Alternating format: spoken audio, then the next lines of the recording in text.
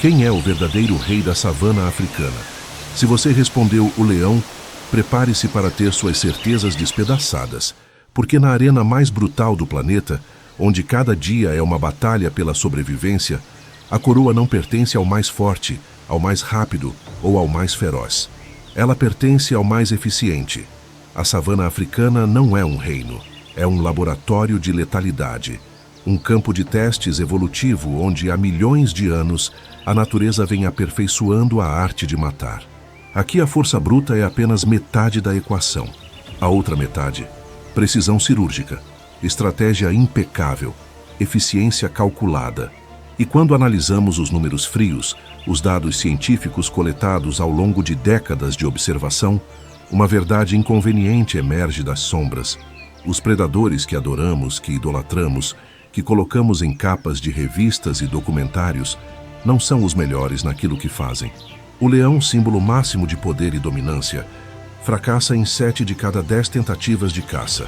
Sua taxa de sucesso raramente ultrapassa os 30%. 30%. Para cada antílope que cai sob suas garras, 2 escapam. Para cada refeição conquistada, 2 oportunidades são desperdiçadas em perseguições frustradas, energia queimada, calorias perdidas. E na savana, onde a fome é uma sentença de morte lenta, onde cada caloria conta, onde não há segunda chance para os ineficientes, essa margem de erro é brutal. Mas existe outro ranking. Um ranking que a natureza mantém com uma precisão implacável, escrito não em troféus ou rugidos, mas em taxas de sobrevivência, em estômagos cheios, em filhotes que crescem fortes. É o ranking da eficiência letal. E nele, o leão nem sequer figura no pódio. Enquanto o rei autoproclamado luta para garantir uma em cada 3 refeições, há caçadores na mesma savana, compartilhando o mesmo território, enfrentando as mesmas presas, que operam com uma precisão que envergonharia qualquer exército humano. Caçadores que transformaram a arte de matar em uma ciência exata. Predadores cujas taxas de sucesso não são medidas em porcentagens modestas, mas em números que desafiam a lógica. 50, 60, até 80% de sucesso. 80%. 8 em cada 10 ataques terminam em morte. 8 em cada 10 perseguições terminam em refeição. 8 em cada 10 estratégias executadas com uma perfeição que a evolução levou milhões de anos para esculpir. Esses são os verdadeiros mestres da savana. E a maioria das pessoas nunca ouviu falar deles. Ou pior, os despreza. Os considera covardes, oportunistas, predadores de segunda classe. Mas os números não mentem. A natureza não aceita desculpas. E na economia brutal da sobrevivência, eficiência é tudo. Este documentário é uma investigação tática, uma análise forense dos caçadores que dominaram o campo de batalha mais competitivo da Terra, não através da força, mas através da estratégia. Vamos mergulhar nas estatísticas, nos dados, nos comportamentos que separam os predadores comuns dos verdadeiros mestres da letalidade. Você conhecerá a matilha de cães selvagens, os maratonistas implacáveis da savana, cujos cérebros operam como uma rede neural distribuída, onde cada membro é um neurônio, cada latido é um sinal, e cada caçada é uma operação militar sincronizada com precisão de milissegundos.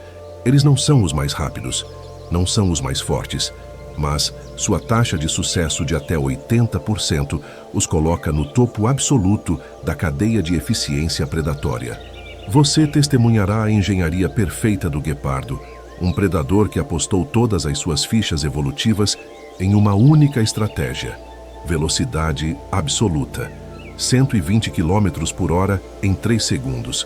Uma explosão de energia que desafia as leis da física. Mas essa velocidade tem um preço, e você descobrirá por que o animal mais rápido do mundo não é necessariamente o mais eficiente. Você descobrirá o caracal, o acrobata invisível, um felino de porte médio que a maioria ignora, mas cujos saltos verticais de 3 metros permitem arrancar aves do céu com uma precisão que desafia a gravidade. Um especialista que domina um nicho que nenhum outro predador consegue alcançar. Você revisitará as hienas, não como as carniceiras covardes retratadas em filmes infantis, mas como as estrategistas brutais que são, Caçadoras inteligentes, organizadas, com mandíbulas capazes de esmagar ossos de búfalo e uma estrutura social matriarcal que envergonharia muitas sociedades humanas. E você enfrentará o crocodilo, o emboscador atemporal, um predador que existe há 200 milhões de anos, porque já nasceu perfeito. Um mestre da paciência que pode esperar horas, dias, semanas, imóvel como uma pedra, até que o momento certo chegue. E quando chega, quando o ataque é lançado, a taxa de sucesso beira os 100%. Este não é um documentário sobre quem é o mais bonito, o mais carismático ou o mais fotogênico.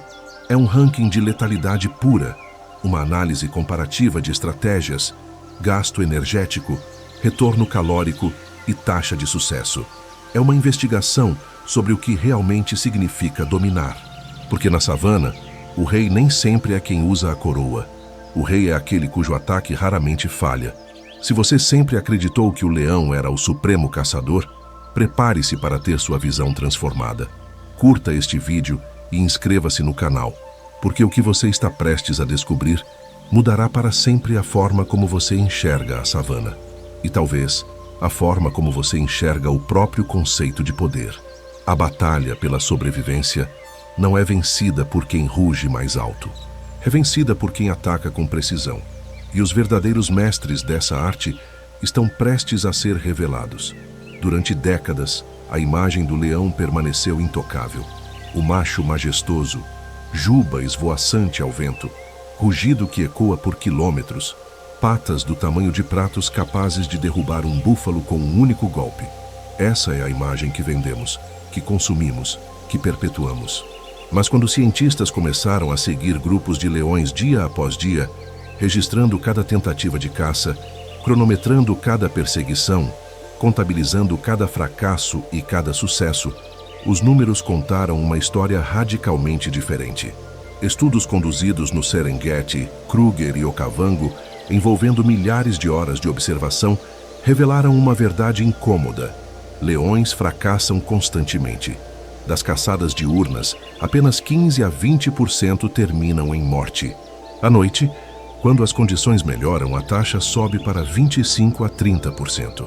Isso significa que em 7 de cada 10 tentativas, o suposto rei retorna de mãos vazias, ofegante, exausto, tendo queimado energia preciosa em uma corrida que não rendeu nada além de frustração. Para entender a magnitude desse fracasso, precisamos mergulhar na economia brutal da predação. Não estamos falando apenas de orgulho ferido ou oportunidades perdidas. Estamos falando de matemática da sobrevivência. Cada perseguição custa energia, muita energia.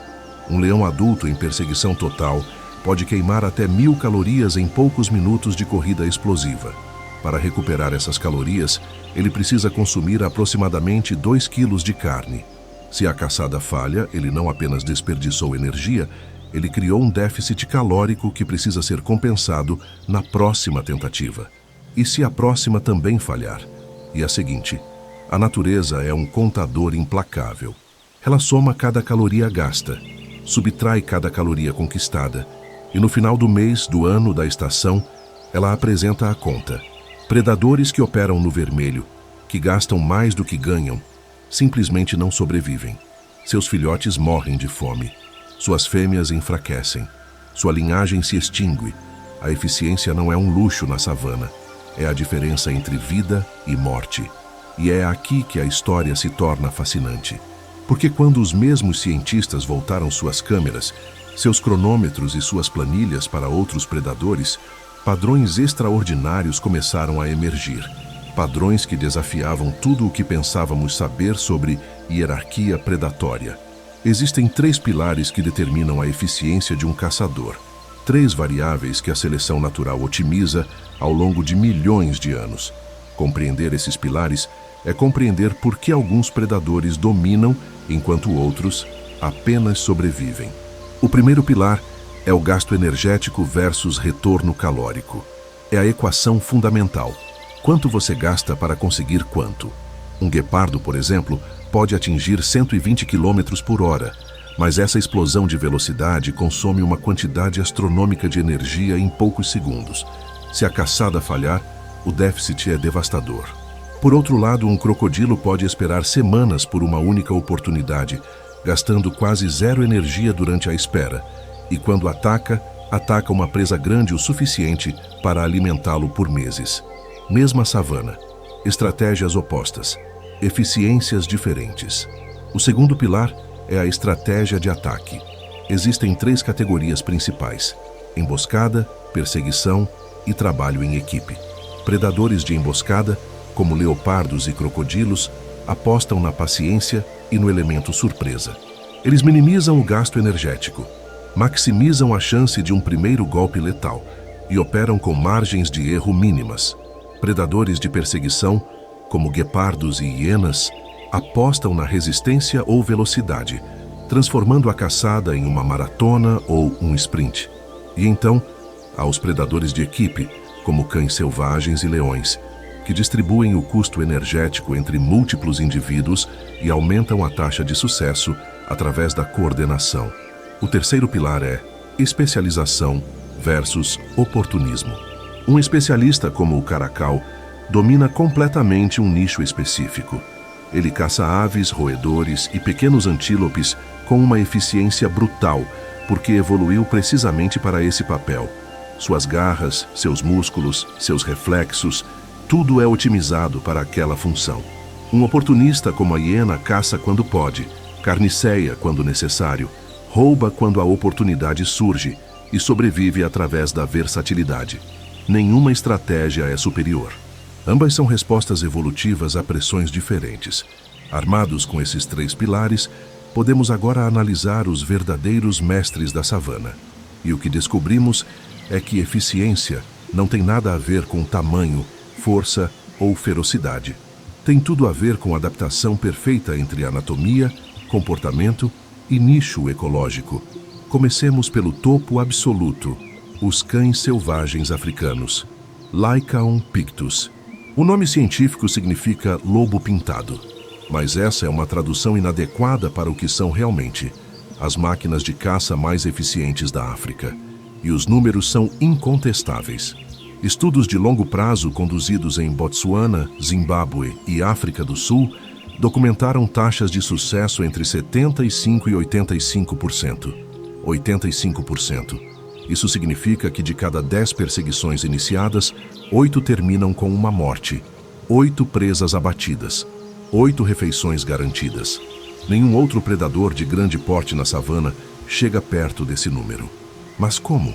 Como um canídeo de apenas 20 a 30 quilos, sem a velocidade do guepardo, sem a força do leão, sem as mandíbulas da hiena, alcança uma taxa de letalidade que envergonha todos os outros? A resposta está na transformação do grupo em um organismo único. Uma matilha de cães selvagens não é uma coleção de indivíduos, é uma rede neural distribuída. Cada membro é simultaneamente sensor, processador e atuador. Durante uma caçada, eles se comunicam através de um repertório vocal complexo. Latidos agudos sinalizam posição, rosnados indicam obstáculos, ganidos coordenam mudanças de direção. Essa comunicação constante permite que a matilha execute manobras que nenhum predador solitário conseguiria. A técnica mais devastadora é o revezamento em perseguições de longa distância. Enquanto leões desistem após 300 a 400 metros de corrida explosiva, cães selvagens perseguem presas por 5, 6, até 10 quilômetros. Como? Através de turnos. O líder da perseguição corre a 60 km por hora até começar a se cansar. Nesse momento, um segundo cão o ultrapassa, assumindo a liderança enquanto o primeiro reduz a velocidade para recuperar o fôlego. Depois, um terceiro, um quarto. A presa, ela corre sozinha, sem revezamento, sem descanso.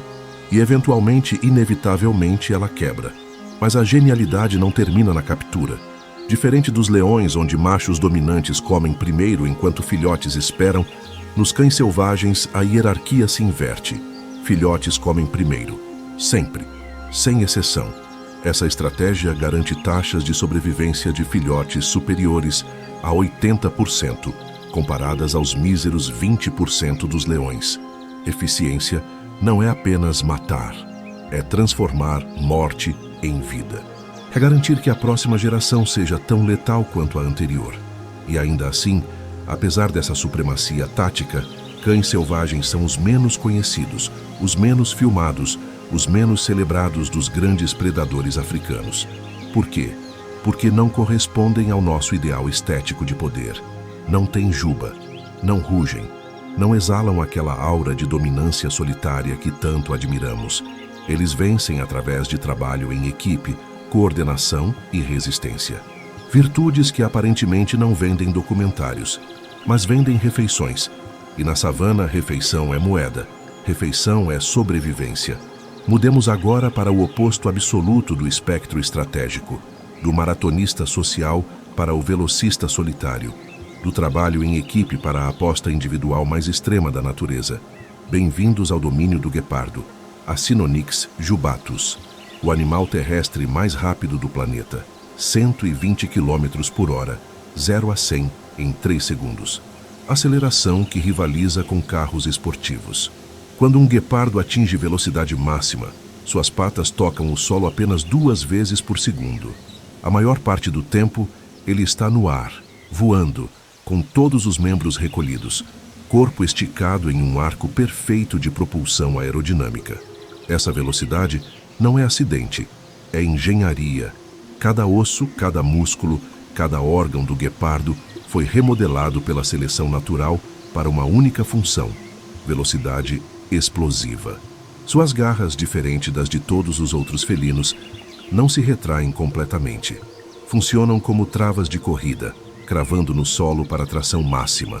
Sua coluna vertebral é extraordinariamente flexível, permitindo que o corpo se dobre e estenda como uma mola, adicionando metros a cada passada. Seus pulmões e coração são proporcionalmente maiores que os de qualquer outro felino, bombeando o oxigênio em volumes absurdos para alimentar músculos que queimam energia em taxas infernais. A cauda longa e musculosa funciona como um leme ativo. Durante uma perseguição em alta velocidade, quando a presa zigue-zagueia desesperadamente, o guepardo usa a cauda para contrabalancear mudanças de direção instantâneas, permitindo curvas em ângulos que desafiam a física. É como assistir um carro de corrida com downforce perfeito, cortando uma chicane à velocidade máxima. E funciona. Em terreno aberto, contra presas de tamanho adequado, a taxa de sucesso do guepardo alcança 50 a 60%. É o dobro do leão. Uma margem impressionante para um predador solitário. Mas essa eficiência vem com um asterisco. Um asterisco enorme escrito em letras de vulnerabilidade. A velocidade máxima de um guepardo só pode ser mantida por 20 a 30 segundos. Passado esse limite, a temperatura corporal sobe para níveis perigosos. Os músculos começam a falhar. O cérebro superaquece. Se a presa não for derrubada nesses primeiros segundos cruciais, o guepardo precisa desistir ou morrer de hipertermia. É literalmente uma aposta de tudo ou nada. E mesmo quando a aposta funciona, quando a presa é derrubada, quando a refeição está garantida, o guepardo enfrenta um problema que nenhum outro predador enfrenta com tanta intensidade: exaustão pós-caça. Ele fica ali, ofegante, incapaz de se mover, vulnerável, por 5 a 15 minutos. E nesses 15 minutos qualquer coisa pode acontecer. Leões podem roubar a carcaça, hienas podem chegar em grupo, até abutres descendo em massa podem afugentar um guepardo exausto. Estudos mostram que guepardos perdem até 50% de suas caçadas bem-sucedidas para outros predadores. 50%. Isso significa que sua taxa de sucesso real, a taxa que importa em termos de calorias efetivamente consumidas, cai de 60% para 30%. De repente, eles estão no mesmo patamar dos leões. Mas há um detalhe crucial. Guepardos caçam durante o dia, especificamente nas horas mais quentes, quando leões e hienas descansam. Essa especialização temporal reduz a competição e aumenta suas chances de consumir a presa antes que os ladrões acordem. É uma estratégia de nicho, uma forma de evitar confronto direto com predadores mais fortes. E funciona bem o suficiente para que guepardos sobrevivam, se reproduzam e perpetuem sua linhagem. Velocidade extrema, especialização temporal, Vulnerabilidade calculada. O guepardo é a prova de que eficiência não é sempre sobre números absolutos. Às vezes é sobre encontrar uma janela estreita de oportunidade e dominá-la completamente. Mas, e se o nicho não for temporal, mas espacial? E se a chave não for correr mais rápido, mas atacar de um ângulo que ninguém mais consegue? Entre no mundo vertical do caracal. Caracal. Um felino de porte médio, pesando entre 8 e 18 quilos, que a maioria das pessoas confunde com um lince, ou simplesmente ignora. Mas ignorar o caracal é um erro crasso de avaliação tática. Enquanto leões caçam no solo e águias caçam do céu, o caracal caça na interface. Ele é um predador de transição, um especialista em alvos que ocupam o espaço entre terra e ar. Sua presa preferida? Aves, especialmente aves grandes como galinhas da Angola, francolins e até jovens avestruzes. E ele não espera que elas pousem. Ele as arranca do céu. A arma do caracal é o salto vertical, 3 metros, verticais puros.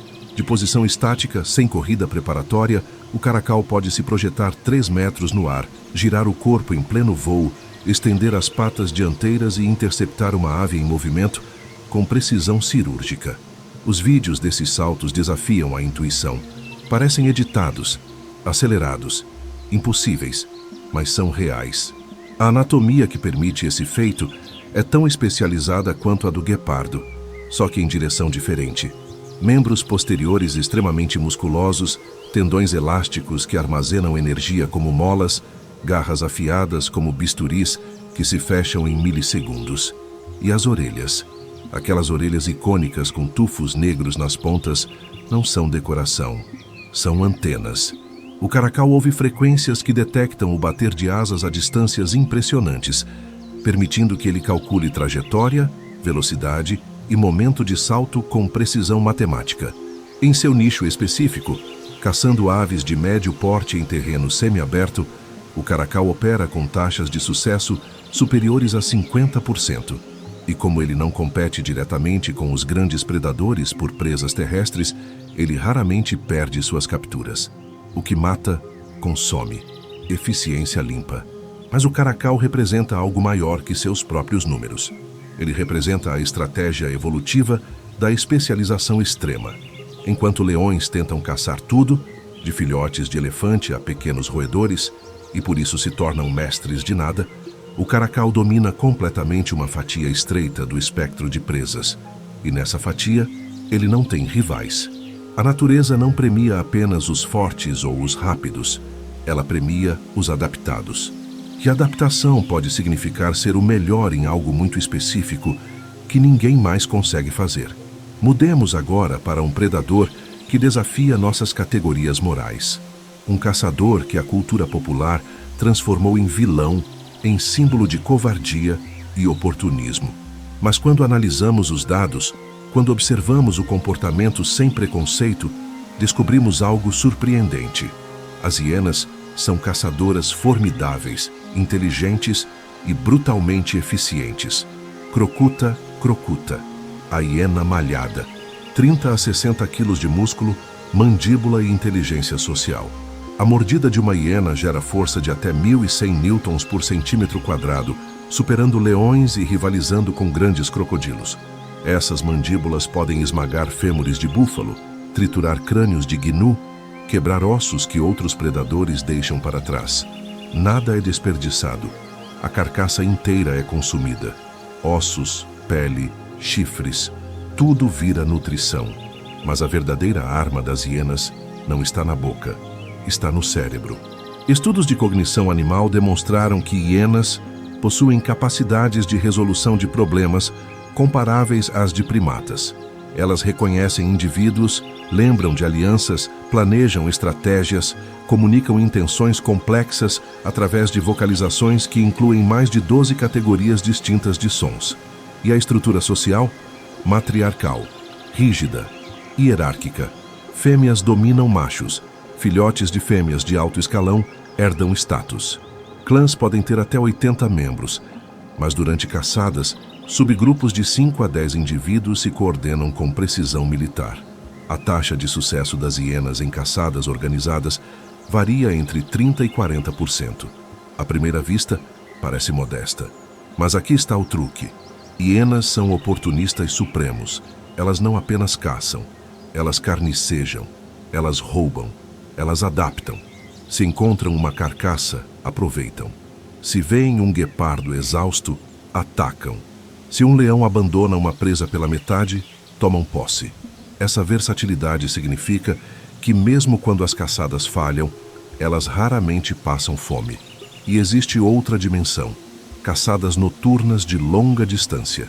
Enquanto leões preferem emboscadas curtas, hienas podem perseguir uma zebra por 10, 15 até 20 quilômetros, trabalhando em equipe para revezar a liderança, cortar ângulos, bloquear rotas de fuga. A presa, eventualmente, colapsa de exaustão. Não há mordida fatal dramática. Não há estrangulamento limpo. A presa simplesmente para de correr e as hienas começam a comer enquanto ela ainda respira. É brutal, é eficiente, é sobrevivência sem romantismo. As hienas nos forçam a confrontar um preconceito incômodo. Julgamos predadores não por sua eficiência, mas por quão bem eles se encaixam em nossos ideais estéticos e morais de nobreza. O leão mata com uma mordida na garganta e é rei. A hiena come sua presa viva e é vilã. Mas a natureza não reconhece essas distinções. A natureza conta calorias, e nessa contabilidade as hienas são credoras, não devedoras. E finalmente, há o predador que transcende eras. O caçador que estava aqui antes dos mamíferos dominarem a terra e estará aqui muito depois de nós. O crocodilo do Nilo. Crocodilos nilóticos. 6 metros de comprimento. 800 quilos de blindagem viva. Mandíbulas com força de mordida de 3.700 newtons por centímetro quadrado. A mais poderosa de qualquer animal vivo. Mas não é a força que torna o crocodilo extraordinário. É a paciência. Um crocodilo pode passar semanas sem comer. Seu metabolismo de réptil opera em taxas tão baixas que ele gasta energia em câmera lenta, enquanto mamíferos queimam calorias apenas para manter temperatura corporal. O crocodilo simplesmente deixa o sol fazer o trabalho. Isso significa que ele pode se dar ao luxo de esperar, e esperar, e esperar. Durante a grande migração no Mara, milhões de gnus cruzam rios infestados de crocodilos. Os crocodilos sabem. Eles se posicionam semanas antes, imóveis como troncos flutuantes, invisíveis sob a superfície. Quando o primeiro gnu toca a água, a emboscada é lançada. Taxa de sucesso: próxima de 80% a 90%. Se um crocodilo decide atacar, a presa raramente escapa. A técnica é simples e antiga. A mordida de âncora seguida do death roll. O crocodilo fecha as mandíbulas em torno da presa, geralmente na região do pescoço ou peito. Depois, gira o corpo inteiro em torno do próprio eixo longitudinal, a velocidades impressionantes. Esse rolamento arranca membros, rasga carne, desorienta a presa e afoga animais terrestres em segundos. É uma técnica que existe há 200 milhões de anos porque simplesmente funciona. E o melhor, uma única zebra pode alimentar um crocodilo por 3 meses. 3 meses. Enquanto leões precisam caçar toda semana, enquanto guepardos caçam quase todo dia, o crocodilo faz uma refeição e descansa por um trimestre. Eficiência não é apenas sobre taxa de sucesso, é sobre retorno de investimento. E nesse quesito, poucos predadores superam o crocodilo. Aqui está a verdade que emerge dos dados, das observações, dos números frios. A savana não é governada pelos fortes, é governada pelos eficientes, pelos adaptados, pelos que transformaram limitações em especializações e especializações em domínio absoluto de nichos específicos. Cães selvagens dominam através de coordenação, guepardos através de velocidade explosiva, caracais através de acrobacias verticais, hienas através de versatilidade brutal, crocodilos através de paciência milenar. E o leão? O leão domina através de intimidação, presença, força política. Ele rouba mais refeições do que caça. Sua verdadeira habilidade não é matar, é roubar dos que matam. A hierarquia que imaginávamos estava de cabeça para baixo. O rei, quando analisado friamente, É apenas mais um competidor. E não é nem o melhor no que faz. Os números revelaram a verdade. Agora é hora de mergulhar na genialidade. Porque eficiência não é apenas estatística, é arte. É a culminação de milhões de anos de tentativa e erro evolutivo, onde cada falha resultou em extinção e cada sucesso foi gravado no DNA. Cada um desses predadores não apenas caça, eles executam estratégias tão sofisticadas que desafiam nossa compreensão de inteligência animal. Vamos dissecar essas estratégias, uma por uma, e entender o que realmente significa ser um mestre da letalidade. Comecemos onde a eficiência atinge seu ápice, com a matilha. Uma manhã típica na reserva Moremi, Botsuana. O sol ainda não nasceu, mas a matilha de cães selvagens já está acordada. Não com o torpor preguiçoso de leões se espreguiçando, mas com uma energia elétrica, quase febril. Eles se cumprimentam, não casualmente, ritualisticamente. Focinho contra focinho, corpos se entrelaçando, caudas balançando freneticamente, vocalizações agudas que parecem gritos de excitação. Este não é apenas um bom dia entre amigos. É um briefing tático. É a sincronização de 20 cérebros em um único propósito. O ritual dura 5 a 10 minutos. Estudos mostraram que matilhas que executam esse ritual com mais intensidade têm taxas de sucesso significativamente maiores. Por quê? Porque estão literalmente sincronizando seus sistemas nervosos, alinhando intenções, estabelecendo coesão de grupo. Quando a caçada começa, não há tempo para hesitação ou comunicação lenta. Cada membro precisa saber, instintivamente, o que os outros farão. Depois do ritual, a matilha se move, não correndo, caminhando, 40, 50, 60 km por hora em trote constante, cobrindo 20 a 30 quilômetros antes mesmo de encontrar uma presa em potencial. Essa é a primeira vantagem: alcance. Enquanto leões limitam suas caçadas a uma área de poucos quilômetros quadrados ao redor do território principal, cães selvagens varrem áreas imensas, aumentando exponencialmente suas chances de encontro. Quando avistam uma presa, digamos um grupo de impalas, a matilha não ataca imediatamente.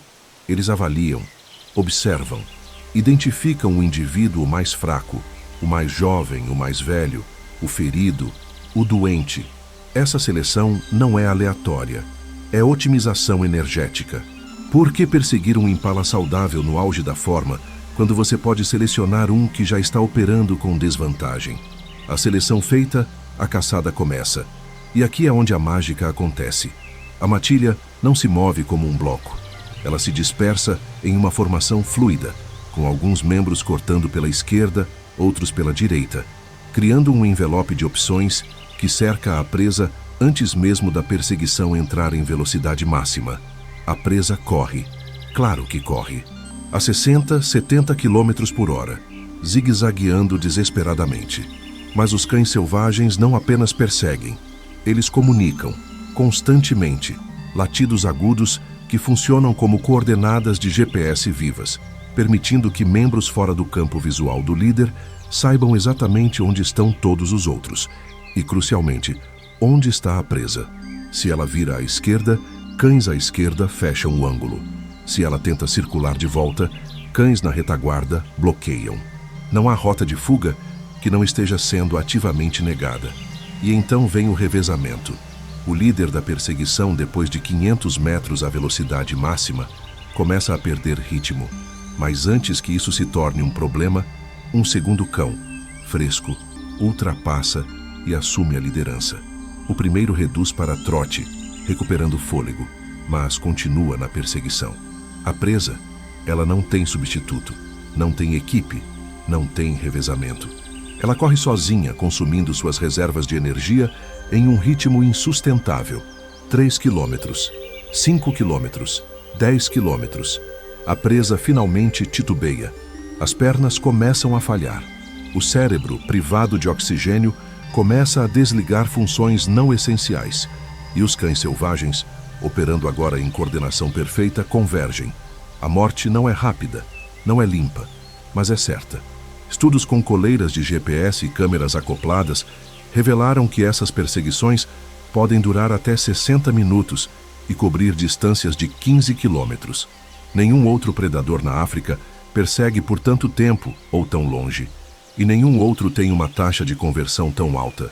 Das perseguições que ultrapassam 5 quilômetros, 90% terminam em captura. 90%. Mas a genialidade não termina na captura.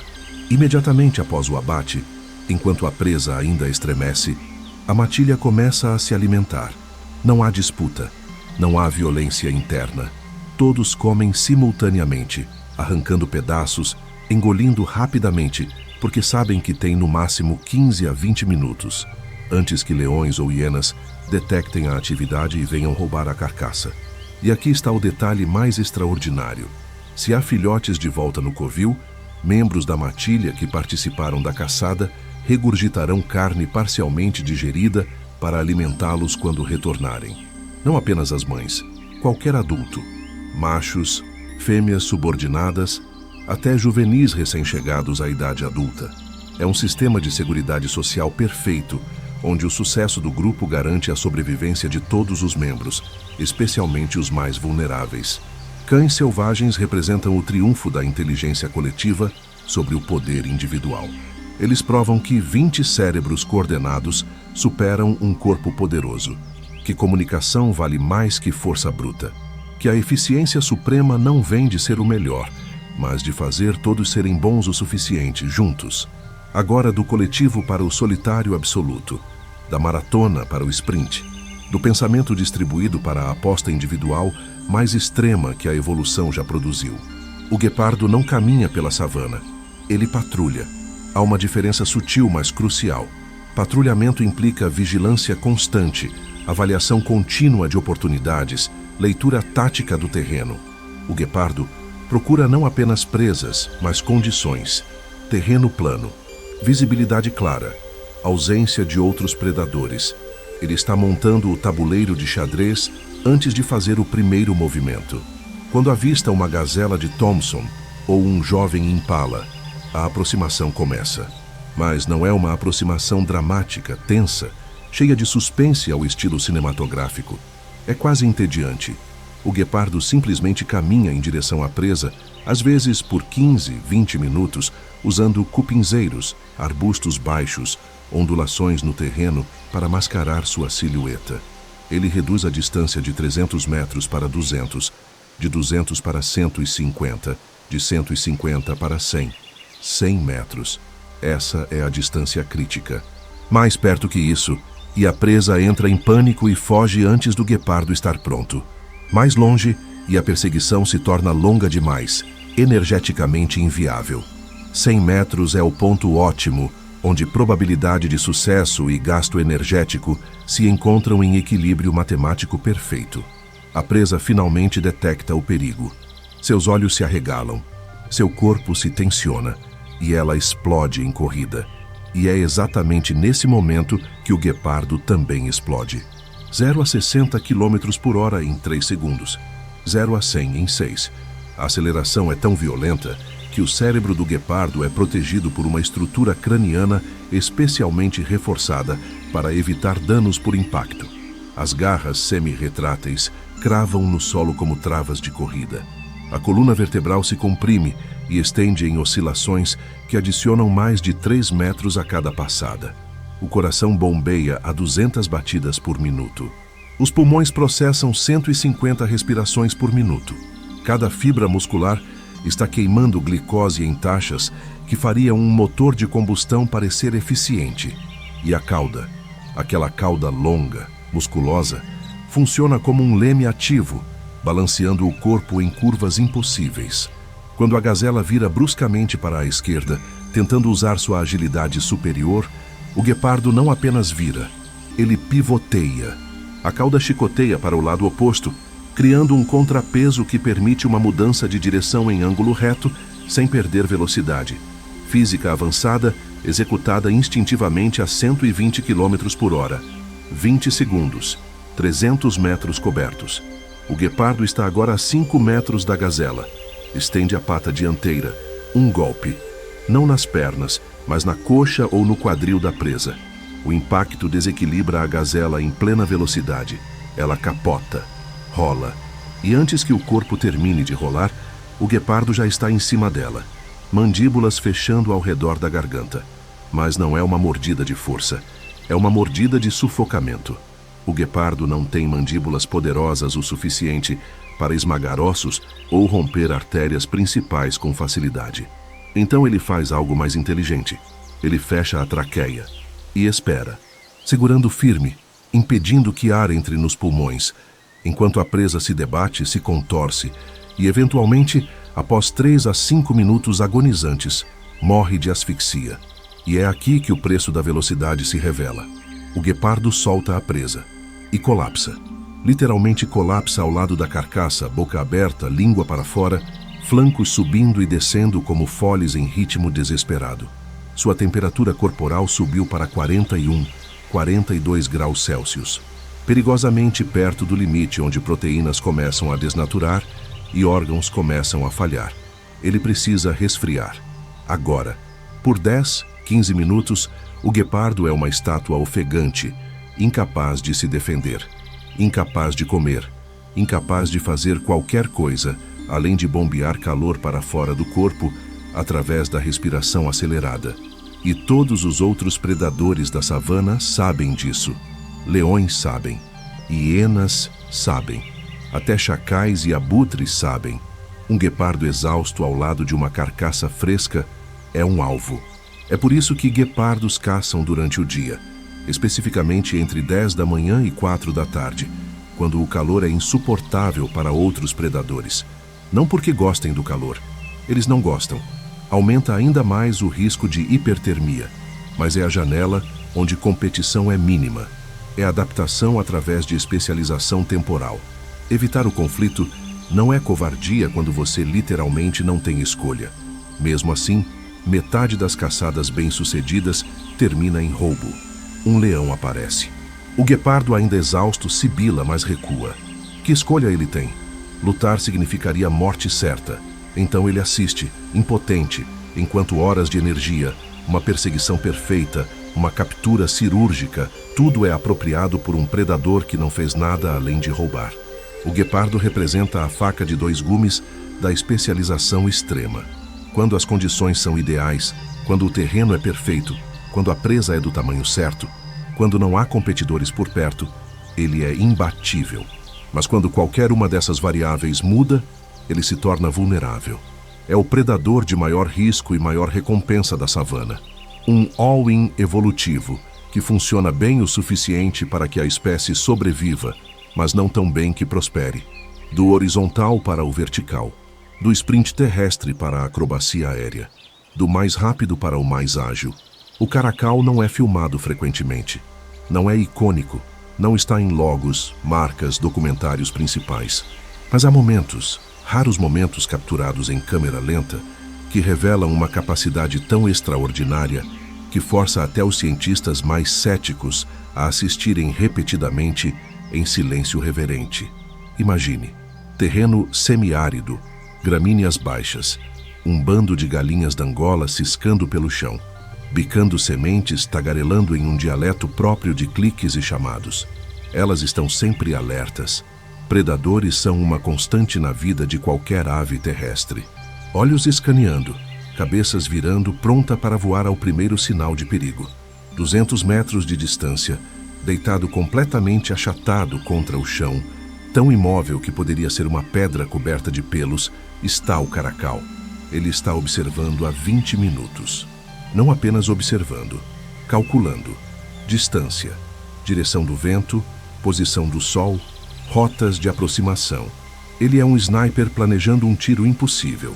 A aproximação começa, centímetro por centímetro, passo por passo, tão devagar que é imperceptível. Ele usa cada pedra, cada arbusto, cada depressão no terreno. E as orelhas. Aquelas orelhas extraordinárias com tufos negros estão em rotação constante, captando não apenas a localização das aves, mas o ritmo de seus movimentos, a frequência de suas vocalizações. Ele está ouvindo padrões, procurando ritmo, porque ritmo significa previsibilidade, e previsibilidade significa oportunidade. 50 metros, 40, 30. As galinhas da Angola finalmente detectam algo. Não veem o caracal, ainda não, mas sentem uma perturbação, uma tensão no ar e começam a se mover, inquietas, cabeças erguidas. Algumas começam a se preparar para voar. 20 metros. Não há mais tempo para a sutileza. O caracal explode de sua posição, não em direção às aves, em direção a um ponto no espaço onde ele calculou que elas estarão em 3 segundos quando entrarem em pânico e levantarem voo. As galinhas da Angola explodem do chão em uma massa caótica de asas batendo e gritos de alarme. E o caracal salta. Não um salto longo, um salto vertical. 3 metros direto para cima. Em câmera lenta, você vê. As patas traseiras se comprimem como molas, liberando energia armazenada nos tendões. O corpo se projeta para cima em linha reta. As patas dianteiras se estendem, garras completamente abertas. Os olhos fixos em um único alvo, uma única ave no meio do bando em pânico. O momento de contato. As garras fecham. A ave é arrancada do céu. O caracal atinge o solo, já rodando o corpo no ar para aterrissar de pé. A ave morta nas mandíbulas, pescoço quebrado pelo impacto. Do salto ao abate, 3 segundos. 3 segundos de perfeição acrobática que desafiam a física e a biologia. Mas aqui está o que torna o caracal verdadeiramente notável. Essa não foi sorte. Estudos mostram que caracais executam esses saltos com taxa de sucesso superior a 50%. 50%. Isso significa que 1 em cada 2 desses saltos impossíveis, dessas interceptações aéreas que parecem pertencer a filmes de ação, termina em captura. É reproduzível. É habilidade. E há mais. Caracais caçam sozinhos. Sempre. Não há matilha para ajudar. Não há revezamento. Não há backup. Cada caçada é uma operação solo onde sucesso ou falha dependem exclusivamente de sua própria capacidade. E ainda assim, eles prosperam. Em habitats que vão desde florestas até desertos, desde áreas montanhosas até savanas abertas, eles adaptam a mesma técnica básica, o salto vertical, a diferentes contextos de presa e ambiente. Ratos de grande porte correndo entre rochas, o caracal salta e os captura entre fendas onde nenhum outro felino consegue alcançar. Pequenos antílopes, emboscada clássica, mas o salto final cobre distâncias que permitem surpresa total. Cobras. Sim, cobras. O caracal ataca de cima, esmagando a cabeça antes que o réptil possa reagir. O caracal nos ensina que poder não está apenas na força máxima ou na velocidade máxima. Está na flexibilidade de aplicação, na capacidade de dominar completamente um conjunto de habilidades e então adaptar essas habilidades a múltiplos contextos. Ele é o canivete suíço da predação. Não faz tudo, mas o que faz, faz perfeitamente. Das sombras onde o caracal opera em silêncio para o caos barulhento, visceral, socialmente complexo do clã de hienas. Noite no Masai Mara. Lua cheia. Iluminação suficiente para caçadas noturnas, mas não o bastante para que presas vejam perfeitamente. Condições ideais para hienas, cujas habilidades visuais noturnas superam as de praticamente todas as suas presas. Um clã de 12 hienas se reúne na fronteira de seu território.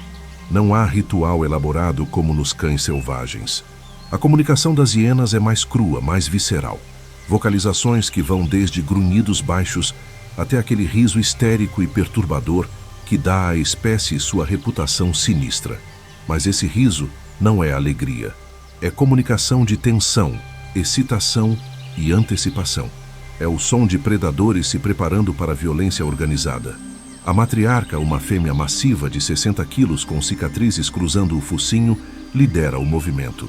O clã a segue, não em formação, não com a coordenação precisa dos cães selvagens. As hienas se movem como uma gangue, cada membro operando com semi-autonomia, mas todos compartilhando o mesmo objetivo geral. 5 quilômetros depois, elas localizam um grupo de zebras. Diferente dos cães selvagens, que selecionariam cuidadosamente o alvo mais fraco, as hienas simplesmente atacam. A horda explode em direção ao grupo. As zebras, em pânico, correm. E aqui começa uma das formas mais brutais de predação na savana. Hienas não matam rapidamente. Elas não têm o estrangulamento preciso do leopardo, a velocidade esmagadora do guepardo ou a mordida quebra-pescoço do leão. O que elas têm é resistência e mandíbulas. Elas perseguem a zebra escolhida, ou melhor, a zebra que se separou do grupo, a mais lenta, a mais azarada, e começam a morder. As primeiras mordidas não são fatais, são táticas.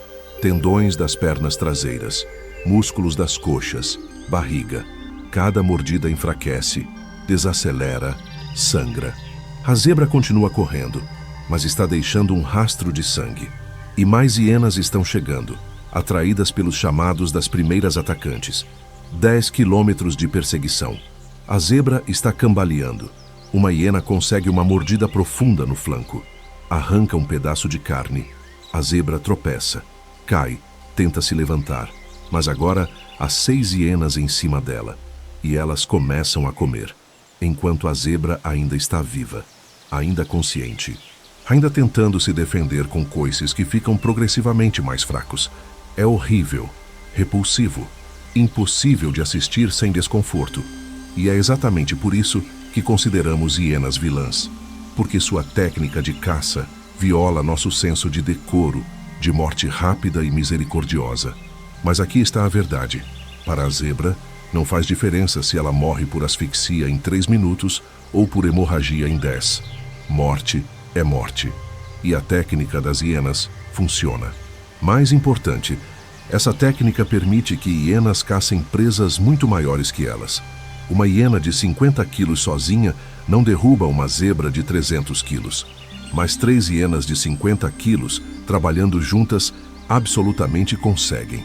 E 6 garantem o sucesso. É predação através de acúmulo de dano, guerra de atrito, e é terrivelmente eficiente para sua finalidade. Mas as hienas são mais que apenas caçadoras brutais. São oportunistas supremas. Se encontram uma carcaça de elefante que morreu de causas naturais, a palavra se espalha. Em horas, 50, 60 hienas convergem. E em uma noite, elas consomem tudo, ossos incluídos. Aquelas mandíbulas com força de 1.100 newtons fazem mais que matar. Elas reciclam. Elas transformam carcaças que levariam semanas para se decompor em nutrientes que retornam ao ecossistema em dias. Há também a inteligência social. Experimentos mostraram que hienas podem rastrear relacionamentos sociais de até 100 indivíduos. Elas sabem quem está aliado com quem deve favores, quem traiu confianças. Elas formam coalizões políticas que fariam políticos humanos parecerem amadores. E usam essas coalizões para acessar comida, defender território e garantir que seus filhotes recebam status elevado. As hienas representam a estratégia de versatilidade sobre especialização. Elas não são as melhores caçadoras, não são as mais rápidas, não são as mais fortes, mas são adaptáveis.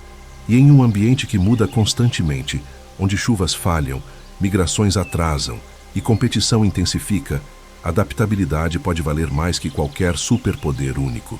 E, finalmente, o predador que transcende o tempo. O caçador que estava aqui quando dinossauros ainda caminhavam pela terra. O crocodilo. Rio Mara. Julho. A grande migração está em andamento. Milhões de gnus e zebras atravessam do Serengeti para o Masai Mara. E no caminho precisam cruzar rios. Rios onde crocodilos aguardam. Mas aguardam é um verbo inadequado. Crocodilos não aguardam. Eles existem, imóveis, parcialmente submersos. Apenas os olhos e as narinas acima da superfície, por dias, por semanas, sem comer, sem se mover, entrando em estados de letargia metabólica, onde o corpo quase desliga, conservando energia ao máximo, esperando. E então, um dia, os primeiros gnus chegam à margem. Eles hesitam, podem sentir o perigo.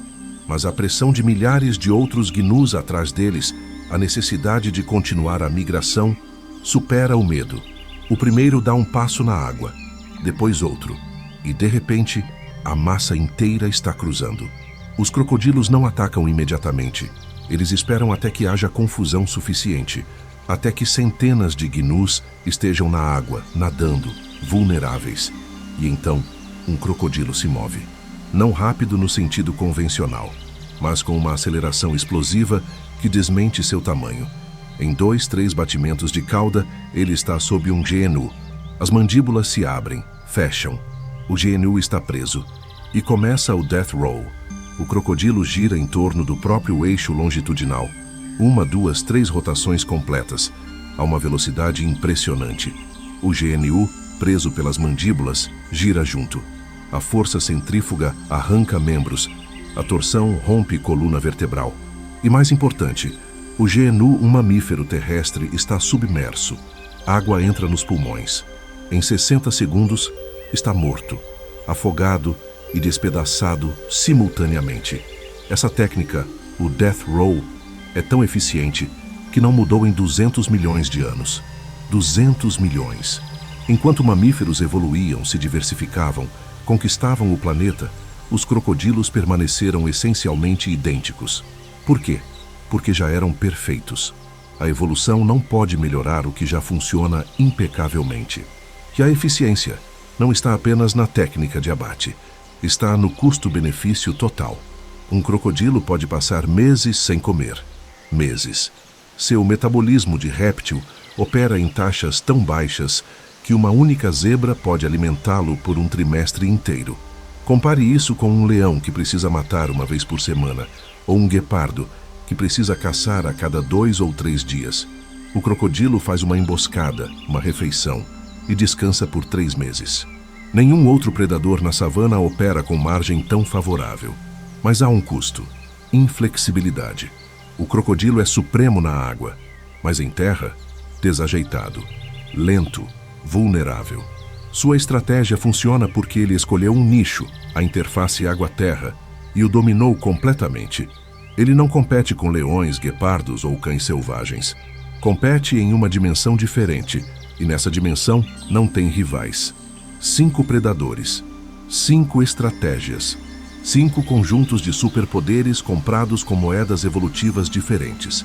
Cães selvagens compraram comunicação e resistência com o preço de serem fisicamente frágeis.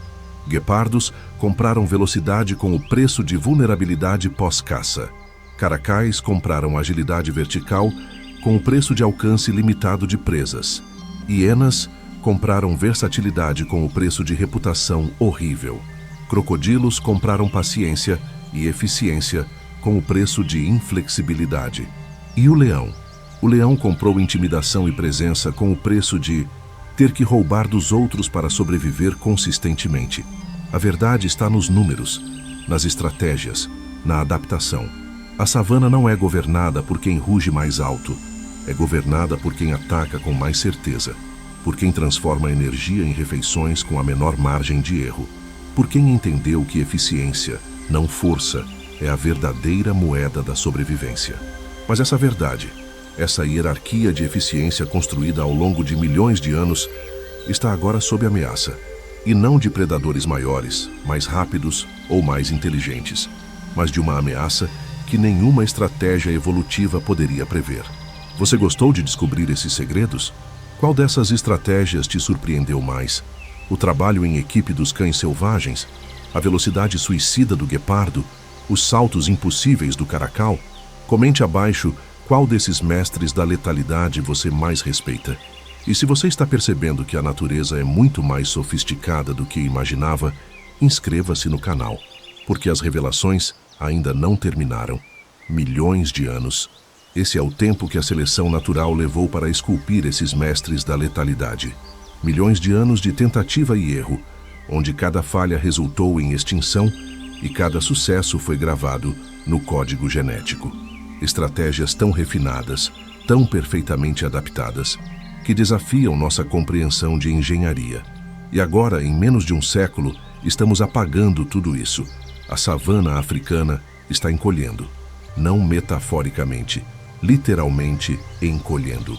Em 1900, a savana cobria aproximadamente 14 milhões de quilômetros quadrados.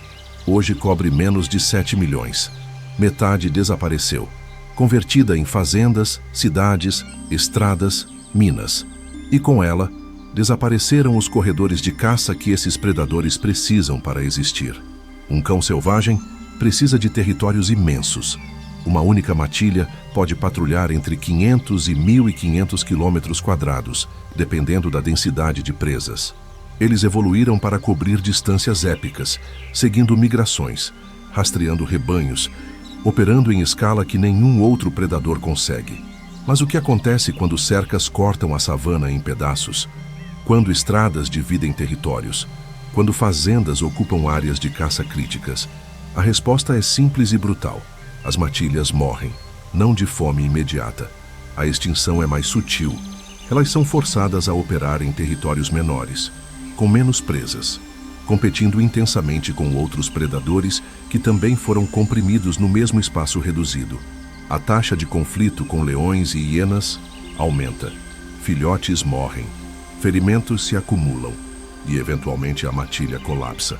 Hoje existem apenas cerca de 6.500 cães selvagens na África. 6.500, comparado com 20.000 leões. A espécie com a maior taxa de sucesso predatório está em declínio, enquanto a espécie com uma das menores prospera. Como? Porque leões toleram humanos melhor. Porque leões são icônicos, turísticos, rentáveis. Porque leões correspondem ao nosso ideal estético de poder. Então investimos em protegê-los, enquanto os verdadeiros mestres da caça desaparecem em silêncio. Mas a perda de habitat é apenas a primeira ameaça. A segunda é mais insidiosa, mais pessoal, mais direta. É o conflito humano-fauna. E aqui os números são aterradores. Fazendeiros vivem na fronteira entre civilização e selva. Eles criam gado, cabras, ovelhas, animais domesticados, não adaptados à savana, presas fáceis para qualquer predador competente. E quando uma matilha de cães selvagens encontra um rebanho de cabras desprotegido, os instintos de caça se ativam. Não há malícia, não há consciência de propriedade humana. São apenas presas, presas fáceis. O fazendeiro encontra 10 cabras mortas na manhã seguinte. Sua renda de 6 meses destruída em uma noite. E ele sabe quem foi. Rastros de cães selvagens por toda a área. Então, ele faz o que qualquer pessoa desesperada faz. Retalia, veneno em carcaças, armadilhas, tiros, e não apenas nos cães selvagens que atacaram, em qualquer cão selvagem que encontrar. Porque na mente de um fazendeiro lutando pela sobrevivência, não há diferença entre culpados e inocentes. Há apenas ameaças. Estima-se que conflito humano-fauna seja responsável por 40 a 60% das mortes de cães selvagens adultos em áreas não protegidas. 40 a 60%. Não predação natural, não doença. Humanos, a espécie mais eficiente da savana, está sendo eliminada não por competição justa, mas por represália. E não são apenas cães selvagens. Hienas sofrem ainda mais. Sua reputação, já manchada por décadas de representações culturais negativas, torna-as alvos fáceis. Ninguém simpatiza com hienas. Então, quando elas atacam gado, a resposta é brutal e sem remorso. Envenenamento em massa. Campanhas organizadas de extermínio. Em algumas regiões, populações inteiras de hienas foram eliminadas. E com elas, desapareceu um papel ecológico crucial. O carniceiro supremo que limpa carcaças e recicla nutrientes. Guepardos enfrentam um desafio diferente, mas igualmente mortal. Suas peles, manchadas, exóticas, desejadas. Durante décadas, guepardos foram caçados para alimentar mercados de moda e colecionadores. E quando esse comércio finalmente foi controlado, uma nova ameaça emergiu: tráfico de filhotes. Filhotes de guepardo são capturados e vendidos ilegalmente como animais de estimação exóticos para compradores no Oriente Médio e Ásia. Estima-se que 300 filhotes são traficados anualmente. Apenas 10% sobrevivem ao transporte.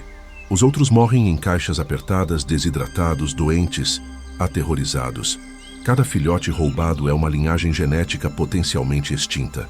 Uma combinação única de genes que levou milhões de anos para ser refinada, apagada, para satisfazer o capricho de alguém que quer um gato exótico na sala.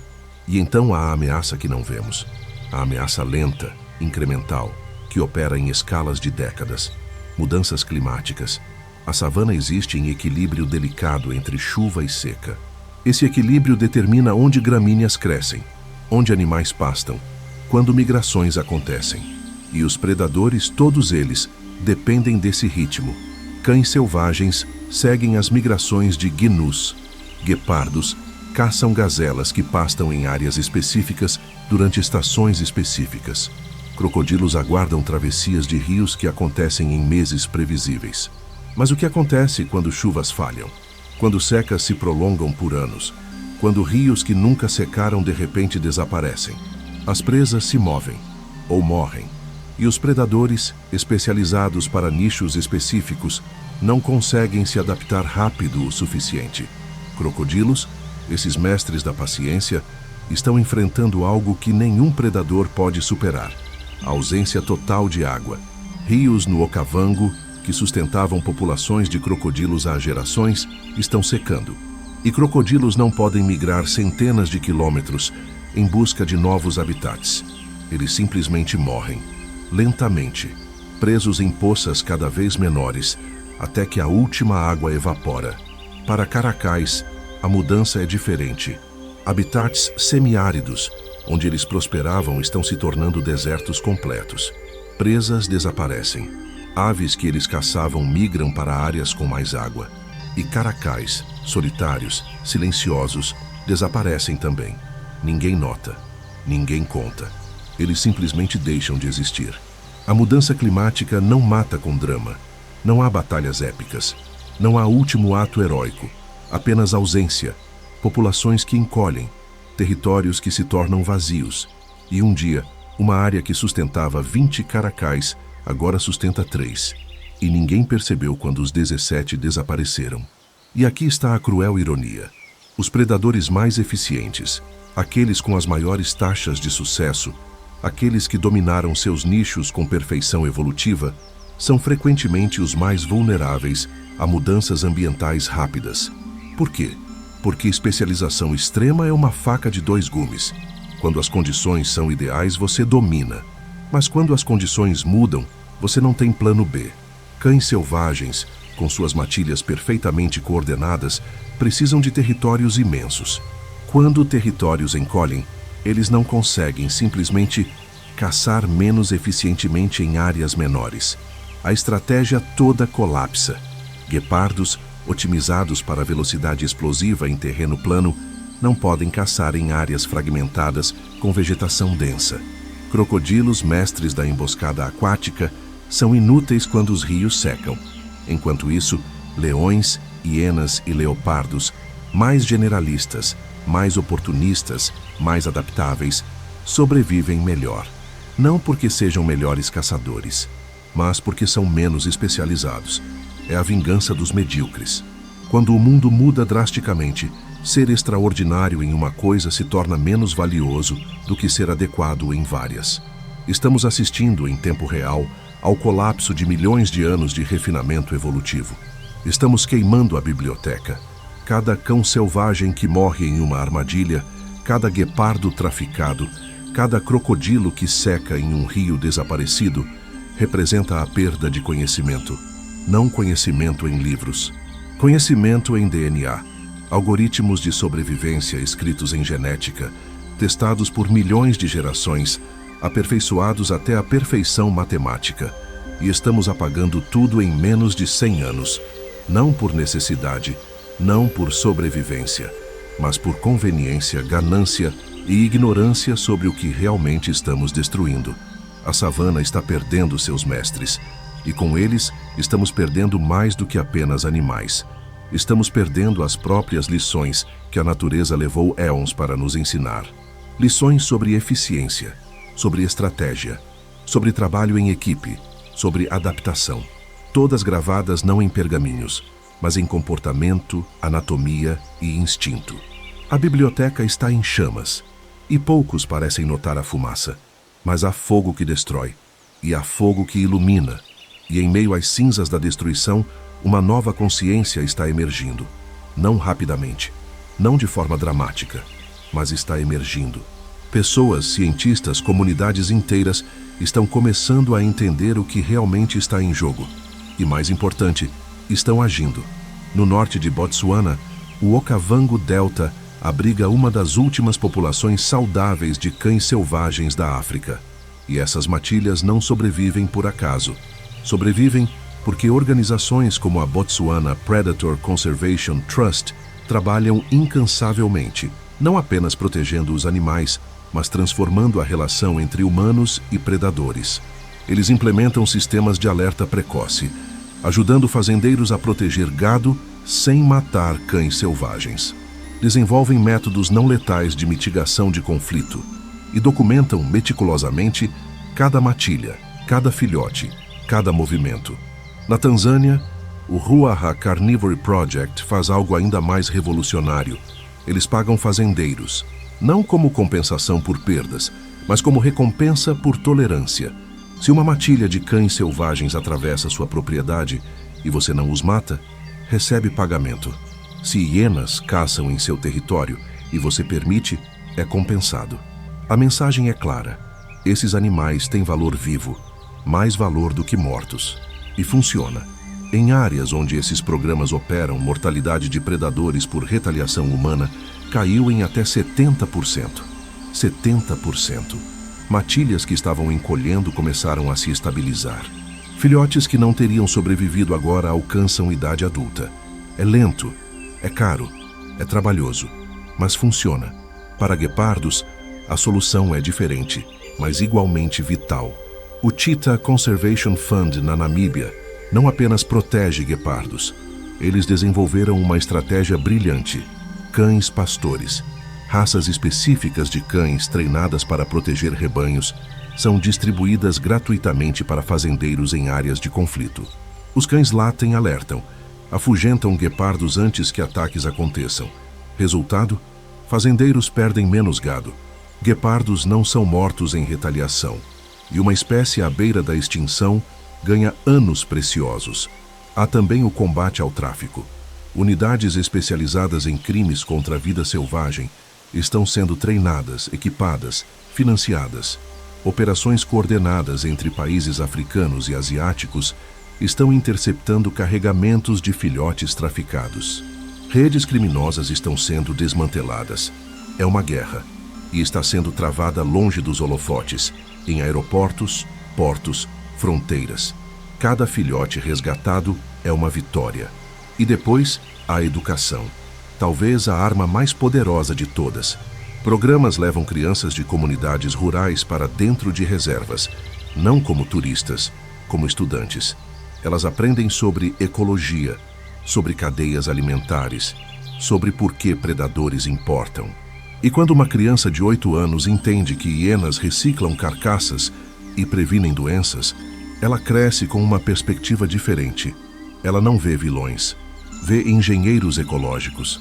Uma geração inteira está sendo educada para valorizar, não temer ou odiar, os predadores que compartilham seu território. E em 20 e 30 anos, quando essas crianças se tornarem fazendeiros, líderes comunitários, políticos, elas tomarão decisões diferentes. Decisões baseadas em compreensão, não em medo ou ignorância. Mas aqui está a verdade incômoda que precisamos enfrentar. Toda essa conservação, todo esse esforço heróico é sintomático. Estamos tratando sintomas, não a doença. A doença é nossa relação fundamental com a natureza. A arrogância que nos permite olhar para um cão selvagem, um animal com taxa de sucesso de 80%, um mestre tático que coordena caçadas com precisão militar e pensar: isso é meu de matar se for conveniente. Estudamos esses animais, documentamos suas estratégias, nos maravilhamos com suas capacidades e então destruímos seus habitats para plantar mais uma safra que não precisamos ou construir mais uma estrada que poderia contornar seu território. Há algo profundamente quebrado nessa equação. A savana passou milhões de anos otimizando eficiência. Cada predador encontrou seu nicho, desenvolveu sua estratégia, atingiu um pico de adaptação. E nós, com nossa inteligência, nossa tecnologia, nossa suposta superioridade, estamos destruindo isso em décadas. Não porque seja necessário, mas porque podemos. Porque é mais fácil. Porque o lucro imediato supera o valor de longo prazo. Mas aqui está a reviravolta filosófica que deveria nos manter acordados à noite. Quando analisamos eficiência, quando calculamos retorno sobre investimento energético, quando medimos sucesso de estratégia, humanos não saem tão bem. Construímos sistemas que desperdiçam 70% da energia que produzimos. Criamos cadeias de suprimento tão ineficientes que 40% da comida que produzimos apodrece antes de ser consumida. Travamos guerras que consomem recursos astronômicos e não produzem nada além de destruição. Um cão selvagem opera com 80% de eficiência. Nós operamos com 30%, e ainda assim nos consideramos superiores. A natureza está nos oferecendo uma biblioteca de soluções. Milhões de anos de pesquisa e desenvolvimento evolutivo, disponível gratuitamente se apenas prestássemos atenção. Estratégias de comunicação descentralizada dos cães selvagens inspiram designs de redes computacionais. A biomecânica dos saltos do caracal informa robótica avançada. A eficiência metabólica do crocodilo oferece insights para a medicina de longevidade. A coordenação da matilha ensina princípios de organização que rivalizam com nossas melhores teorias de gestão. Mas não podemos aprender dessas lições se os professores estiverem extintos. Não podemos estudar eficiência se apagarmos os mestres da eficiência. Cada espécie que perdemos não é apenas uma perda estética ou emocional. É perda de conhecimento funcional. É uma solução para problemas que ainda nem sabemos que teremos. E aqui está a inversão final, a verdade que dói. A questão nunca foi se os cães selvagens sobreviverão, se os guepardos persistirão, se os caracais desaparecerão. Eles evoluíram em condições muito mais severas que qualquer coisa que enfrentam agora. Eles sobreviveram eras do gelo, mega erupções vulcânicas, extinções em massa. Eles são resilientes em escalas de tempo que nossa espécie mal começou a experimentar. A verdadeira questão é: nós sobreviveremos sem eles? Sem os ecossistemas que eles sustentam? Sem as lições que eles ensinam? Sem a humildade que vem de reconhecer que existem formas de inteligência, de estratégia, de eficiência que rivalizam ou superam as nossas? A savana sempre soube algo que estamos apenas começando a redescobrir. Poder real não está em dominar pela força. Está em prosperar através da adaptação precisa, em transformar limitações em especializações, em operar com eficiência tão refinada que 70% das tentativas se tornam sucessos.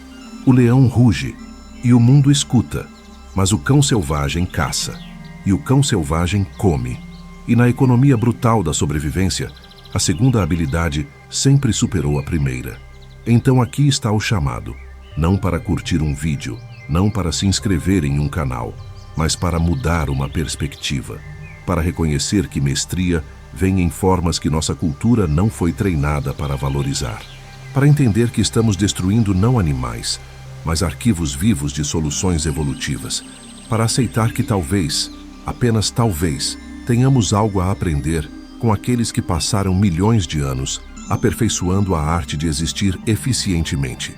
Compartilhe este conhecimento, não porque nos ajuda, mas porque a mensagem importa, porque alguém precisa dizer que o rei estava nu, que a hierarquia que imaginamos estava invertida, que os verdadeiros mestres da savana estão desaparecendo enquanto celebramos impostores. A natureza está esperando, não esperando que a salvemos. Ela não precisa de salvação. Ela precisa que paremos de destruir ativamente o que levou éons para construir. A pergunta não é se a savana sobreviverá, é se merecemos estar nela quando a sobrevivência estiver em jogo, quando eficiência importar mais que aparência, quando estratégia superar força. O campo de batalha sempre soube quem realmente vence. Agora você também sabe. A questão é o que você fará com esse conhecimento.